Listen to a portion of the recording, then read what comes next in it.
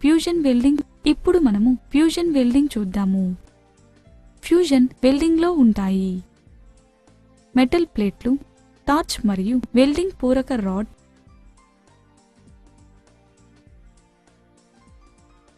ఈ రకమైన వెల్డింగ్ ప్రక్రియలో పూరక పదార్థం అనగా రాడ్ అవసరం కావచ్చు.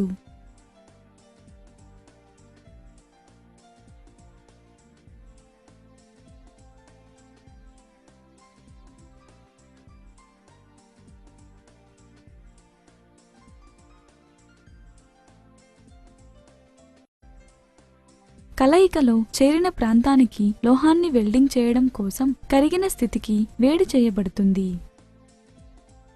వెల్డింగ్ విధానాల్లో పీడనం వర్తించదు, అందువల్ల అది పీడనం లేని వెల్డింగ్గా కూడా పిలువబడుతుంది.